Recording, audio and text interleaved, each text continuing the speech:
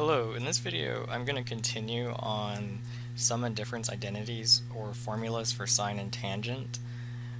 Now, you learn that basically you have that there are some identities that correspond to some type of formula.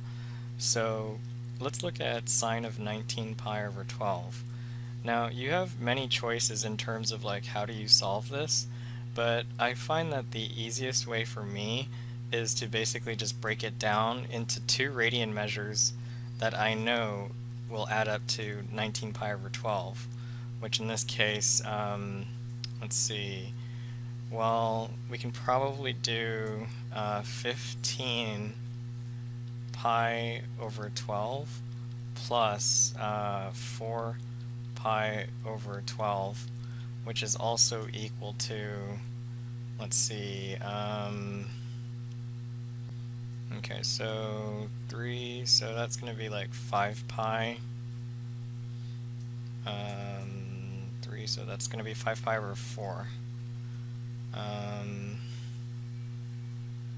Yeah, and then this is going to be plus pi thirds. Okay. Now, what this does is it tells us that we can just rewrite this as sine of 5 pi 4 plus pi 3. Now, from here, this is where you would use the formula that correlates to sine. So we're going to use the sine of A plus or minus B, which is equal to, yeah, let's just write it over here. We have sine A cosine B plus or minus sine B cosine of A. Okay, so we can go ahead and furthermore expand this as needed. So we have sine of 5 pi over 4 cosine of pi 3, and then we have plus sine of pi 3, and then we have cosine of 5 pi over 4.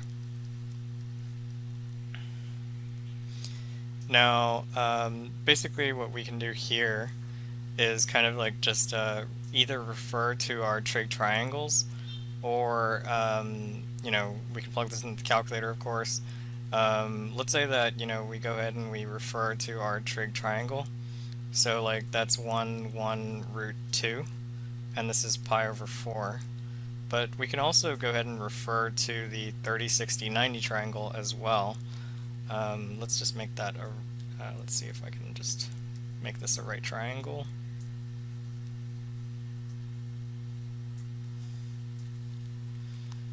Let's just leave it. So 1, 2, root 3. Now this is going to be pi over 3, and this is going to be pi over 6. Now, the thing of which that I'm going to do here is I'm just going to go ahead and refer to the reference angles. So for sine of 5 pi over 4, I have that accordingly that's going to be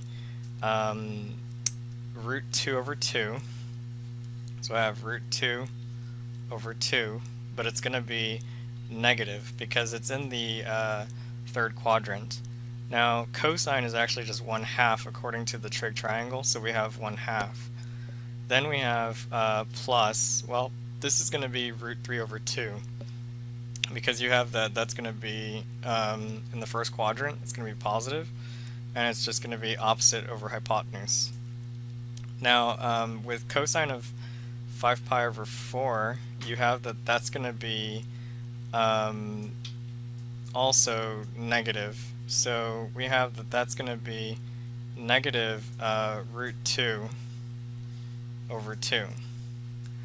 Now, if we go ahead and we simplify this even further, this is actually going to be equal to, okay, so let's see, this is going to be equal to negative root 2 over 4 minus root 6 over 4. and that would be it. Okay.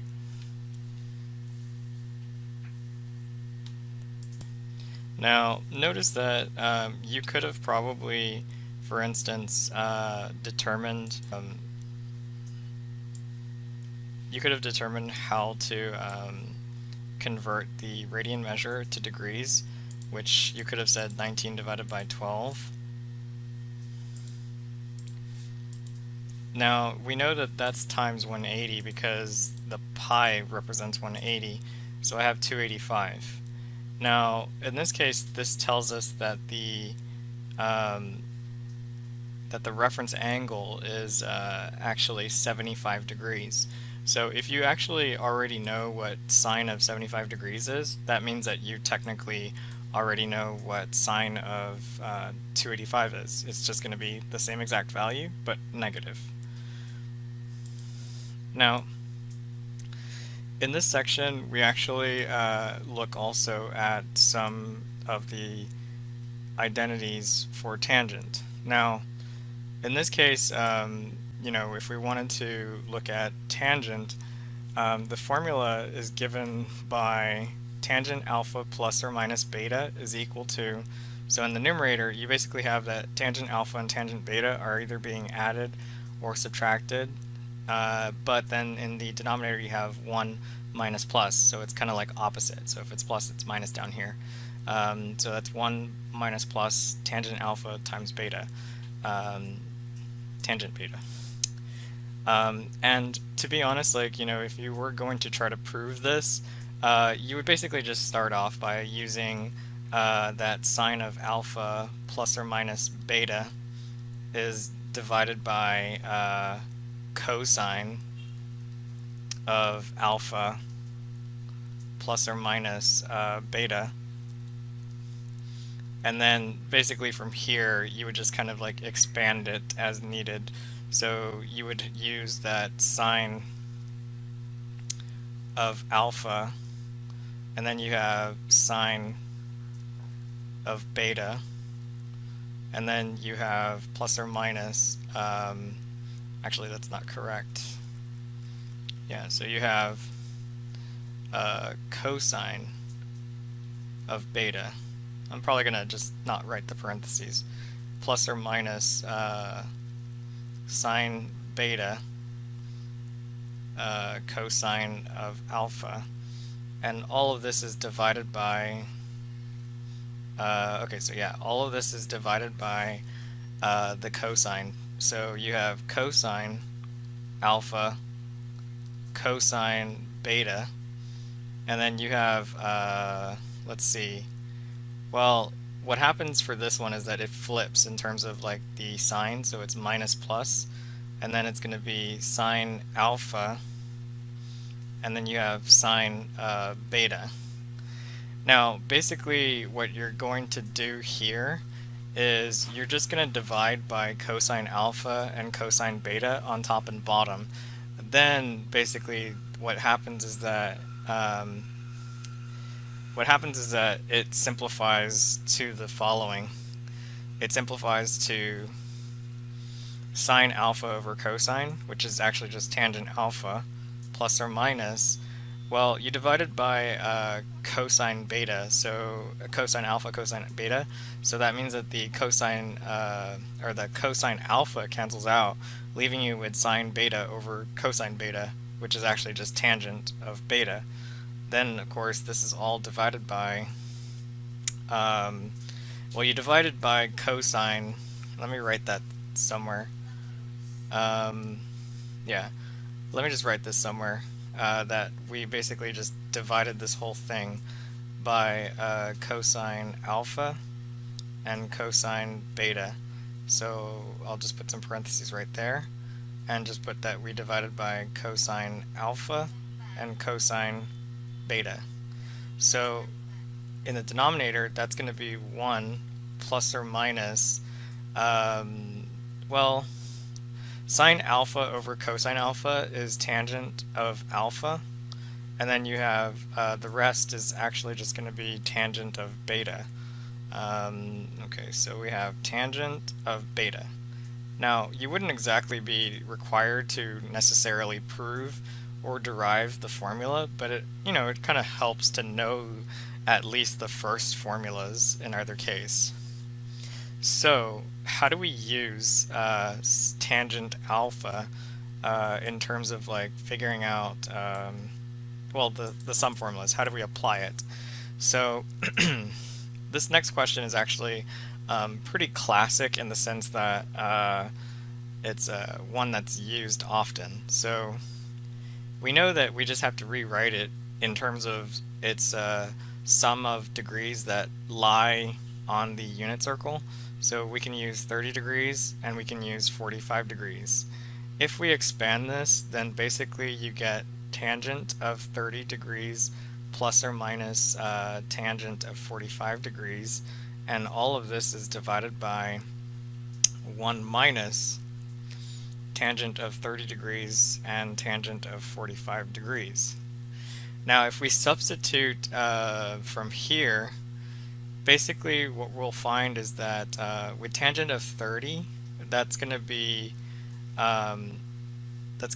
root 3 over 3 plus 1 divided by 1 minus root 3 over 3.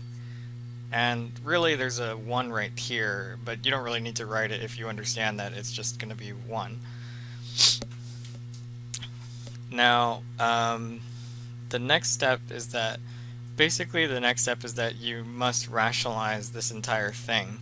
So it's going to be preference in terms of like whether you would like to multiply by the conjugate immediately, or if you want to clear out the fraction.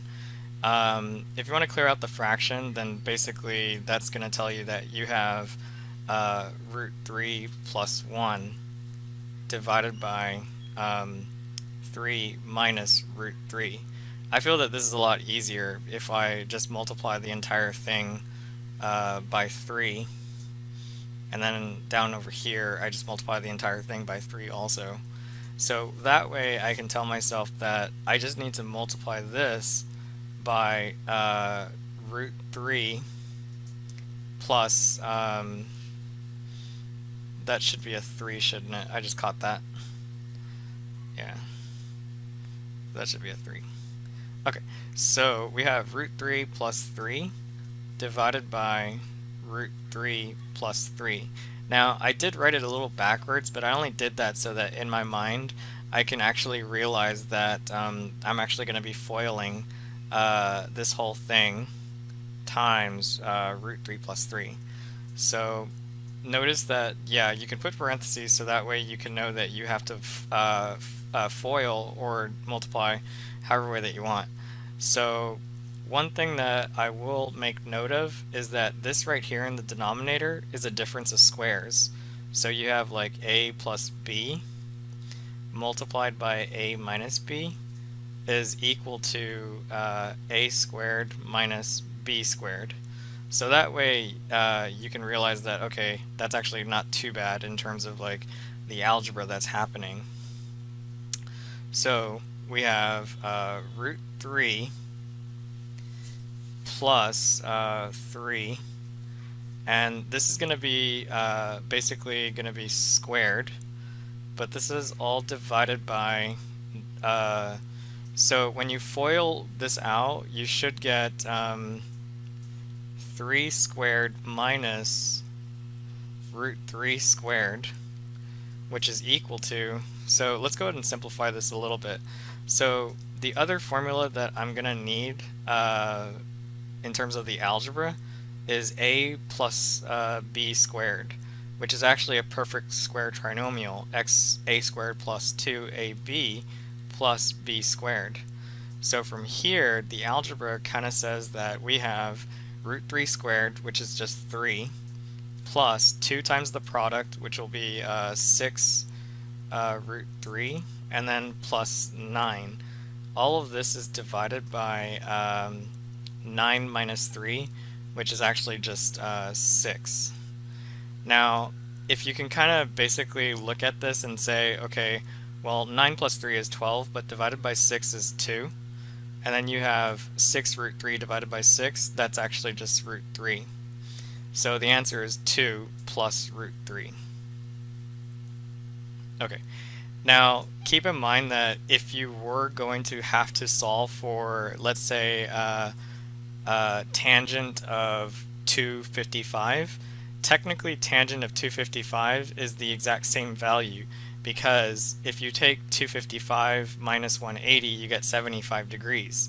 So, if we kind of think about this visually, it might help actually.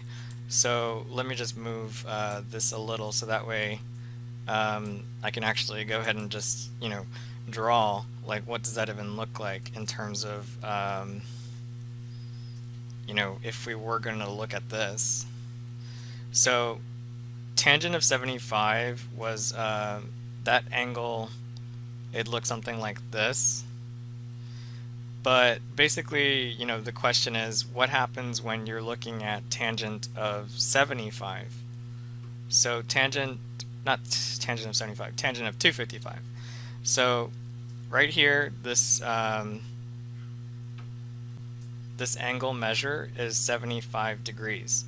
But notice that we add a whole 180. So in this case, this whole angle from start to finish, we'll just connect it. From start to finish, that whole angle is 255 degrees.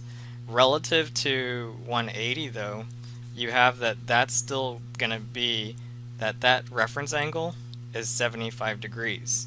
So in that case, that would imply that whenever you're given some question, such as like 255, tangent of 255 degrees, you can actually go ahead and just reduce this by finding the reference angle.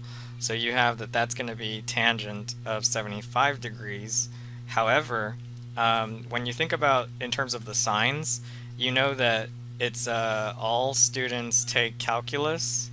So tangent is going to be positive no matter what. So in that case, that would tell you that tangent of 75 degrees is actually the same. Tangent of 255 degrees is the exact same value as tangent of 75 degrees, which will be 2 plus root 3. But that's because, it was already established. Now, of course, the answer to the original question is 2 plus root 3. But I'm just trying to squeeze in, like what if you had to do other measurements that, will make us just kind of redo our work. Now, you do have some questions of which that mainly asked for you to prove identities using the sum and difference formulas. I'm actually going to use the most easiest one because, for instance, you learned a few sections ago that there's this terminology called cofunctions. So with cofunctions, you have that, whenever you have an acute angle, basically you can rewrite a function in terms of the other. So like, for example, sine of x is the same thing as cosine of pi 2 minus x. And then similarly, you have that cosine of x is equal to it's equal to sine of pi over 2 minus x. But whenever you form the quotient, so like, for example, if you form the quotient, you have that tangent of x is equal to cotangent of pi over 2 minus x. But notice that we have the other side of this. So let's actually just look at this using the perspective of, okay, what if we wanted to use the tangent sum formula? So we have tangent of pi over 2 minus tangent of x, and this is all divided by 1 plus, okay, so we have this is all divided by 1 plus tangent of pi over 2, let's see, tangent of pi over 2, and then we have times tangent of x. Let's see.